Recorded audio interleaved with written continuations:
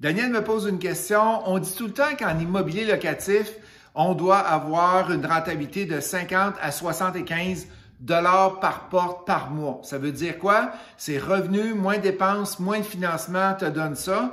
Il pose la question, mais est-ce que ce principe-là va en augmentant? Est-ce qu'on augmente nos revenus? Puisque l'hypothèque, elle diminue, on a du capital qui est payé.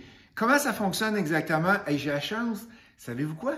J'ai la chance d'avoir Guillaume avec moi de Team Gestion Immobilière qui a beaucoup d'immeubles. Comment ça fonctionne exactement, l'hypothèque avec est-ce que le rendement augmente quand on paye plus d'hypothèque?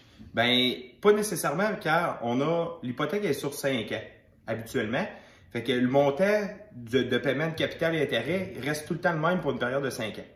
Fait qu'alors, notre rentabilité de 50 à 75, elle reste identique. Il n'y a pas de variation parce que tu vas payer, mettons, 2200 ce mois-ci. Le mois prochain, tu vas payer 2200. C'est ça.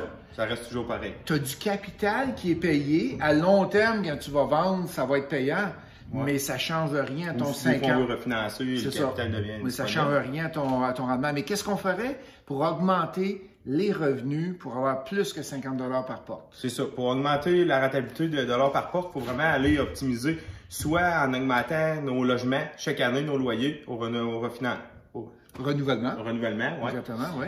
Ou sinon, en optimisant vraiment l'immeuble avec des conversions de chauffage ou en ajoutant à l'Internet des cabanons, toutes choses comme ça, vraiment pour aller chercher plus de revenus. Hey, attends un peu, je saute là-dessus. Tu parles du chauffage, de convertir le chauffage. Tu peux-tu en parler un peu plus? Parce que je sais que tu es électricien, tu en fais beaucoup.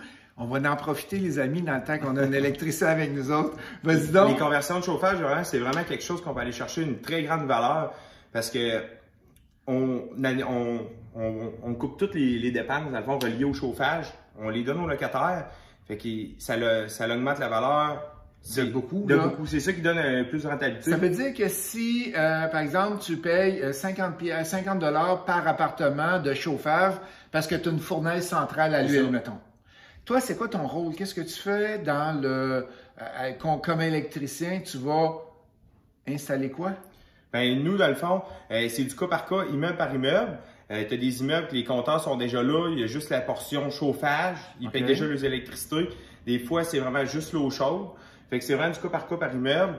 Puis quand on arrive, on installe des calorifères. Moi, personnellement, j'installe toujours des calorifères avec des convecteurs, avec le thermostat intégré.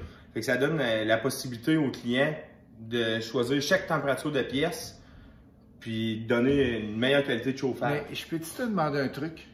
Tu me permets de te demander un truc? Oui. Qu'est-ce que tu fais pour passer les fils? Parce que tu regardes, le panneau électrique est en bas, souvent, il faut tout, tu démolis. Qu'est-ce que tu fais exactement pour être capable de passer les fils dans les murs? Bien, nous, le plus simple, c'est de passer des audios au plafond. On passe tous nos fils en surface. On transfère dans le salon d'une chambre à l'autre.